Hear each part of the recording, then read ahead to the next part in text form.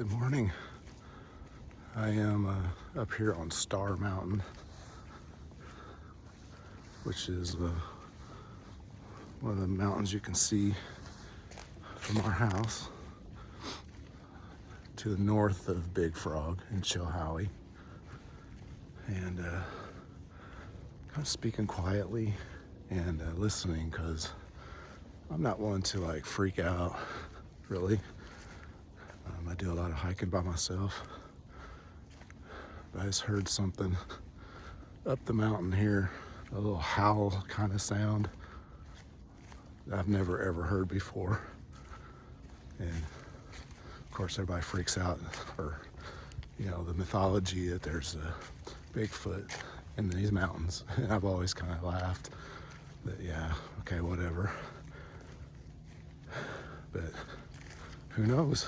I mean, that noise was something I've never heard before.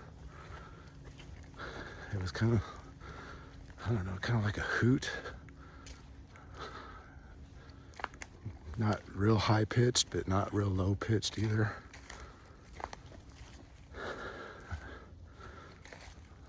I mean, I doubt that I could ever record it with my phone. But, so I'm recording now. It happened while there was a train going by out here. To the west of me is Highway 411 and Norfolk Southern main line in the town of Etowah and Delano. So, I don't know. Well, I think I made a wrong turn in Albuquerque somewhere. I stayed on what looked like the main trail, which was following an old bench road. And it kind of petered out up here where there's like where Springs, Coleman Springs starts. So I'm going to bushwhack straight up the mountain here, and it should intersect the trail. And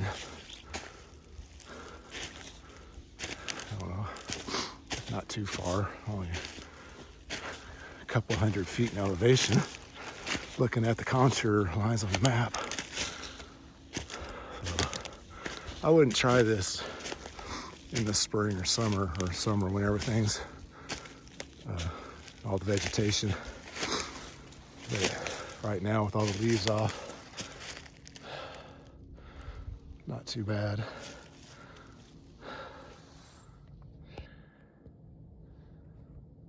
Okay, well, I've climbed up this little valley and I've gained the trail on the map.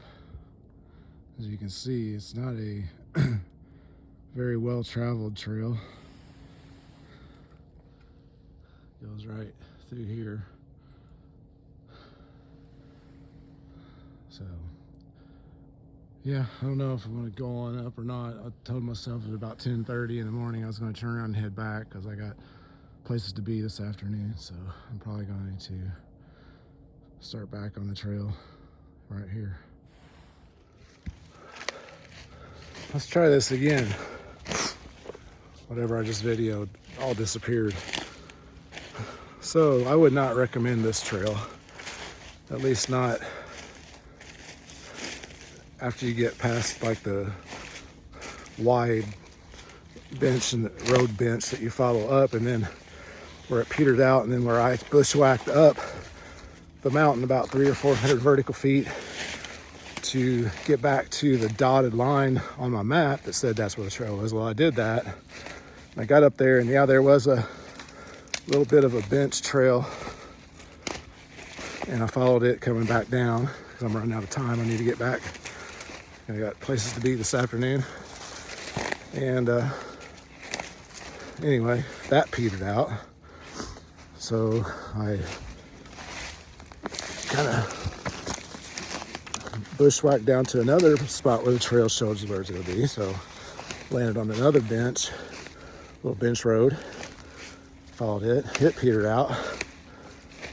And so now I'm just going to bushwhack back down the mountain to intersect that trail that I hiked up on earlier that I know is there. So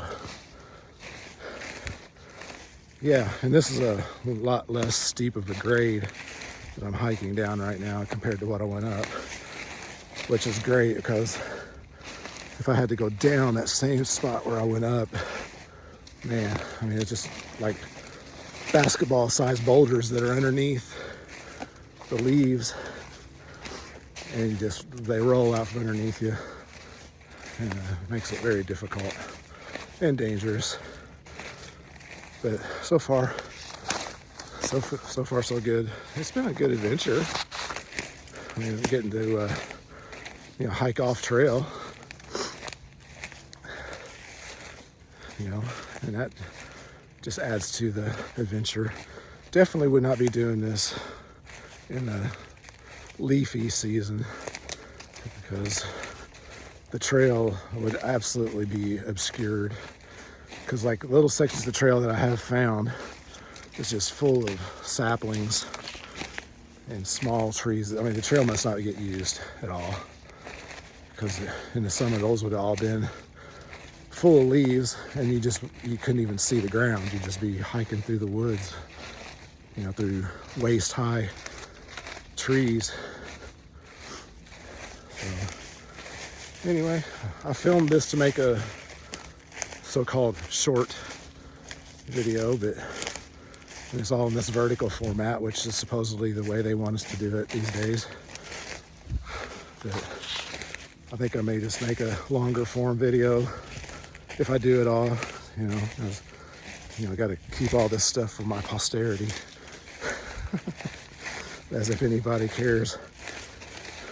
But just want to document my adventures, my small little adventures. I mean, not hiking the Himalayas. So far, no Bigfoot. I still got about 2 miles or so, 2.5 miles back to the Jeep. So may make an appearance yet.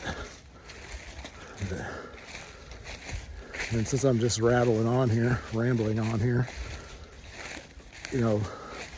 bushwhacking through here, I said it on here before, it's like the natives, the Cherokee that lived here in this part of the country, and anybody that ever tried to traverse these mountains before there were trails and roads, man. I mean, just total respect, because it ain't easy.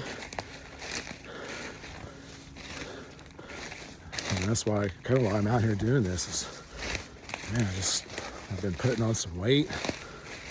I weighed myself at work the other night. I'm at 240 pounds. I've never been that heavy.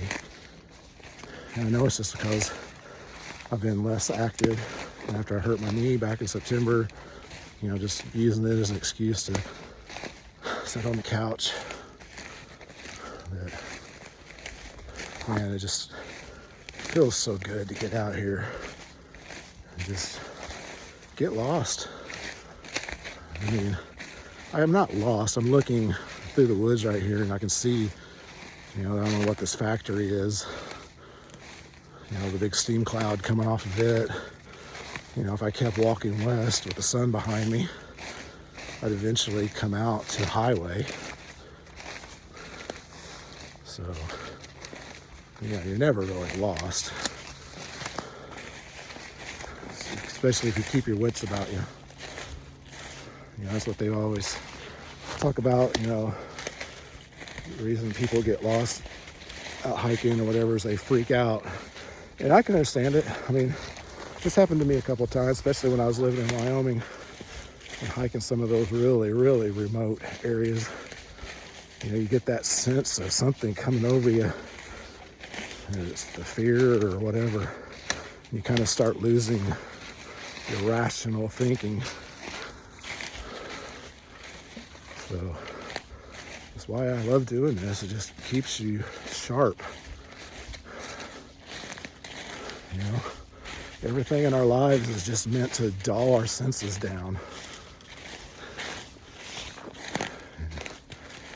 Man, they sure do love it when you don't have your senses. They being whoever. I'm not a conspiracy theorist. But here I am. Yeah, just about tripped over them. Looks like I have made it back down to the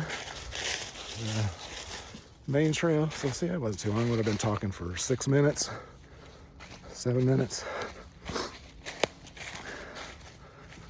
And like I say, right back out there. You know, it's the town of Etowah, Delano area. You know, so I mean, even though this is a wilderness area, the G Creek wilderness area, you know, you're not too far away from civilization. Plus, there's some, you know, homes coming on the little Forest Service road coming back here to the trailhead. You know, like, you know, I don't know if my microphone on the camera's picking it up, but I mean, there's all kinds of highway traffic I can hear off to the west. So, anyway, I'm gonna just mosey on back to the Jeep now. Be all pretty much just a nice little downhill. This was not a hard trail up to this point at all.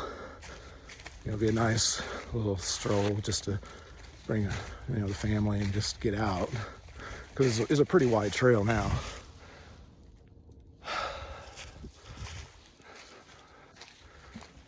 Okay, well, if you stuck around this long, thank you. As I ramble on, get outside. Don't sit there and talk to yourself. I'll do it later. That's what I was doing this morning. I was on the couch drinking a cup of coffee, watching a YouTube video of somebody else out having an adventure. And I'm like, get off the couch, go do something. It's a beautiful day, sun's out. It's in the 30s, not terribly cold, plus it's gonna warm up to the 50s. So, all right. I've been keeping it rolling just in case Bigfoot stepped out behind a tree. But he's gonna wait and do that after I turn the camera off. And then I'll turn it back on. There'll just be this blur across the screen. And as one of my favorite comedians, oh gosh, spaced on his name, Mitch Hedberg. Yeah, he goes, you know, all those videos and pictures of Bigfoot are always blurry. Well, what if Bigfoot's just blurry?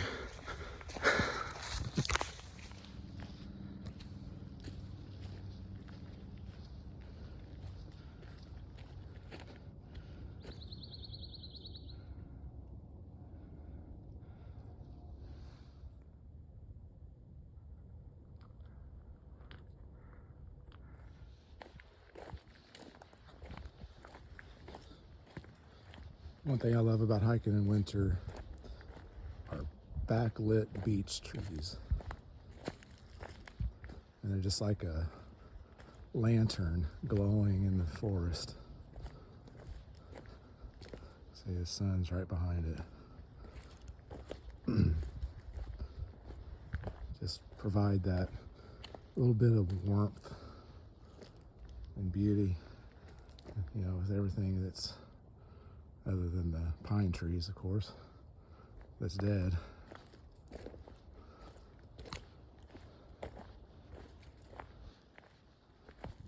So yeah, thank you, Mr. Beech Tree.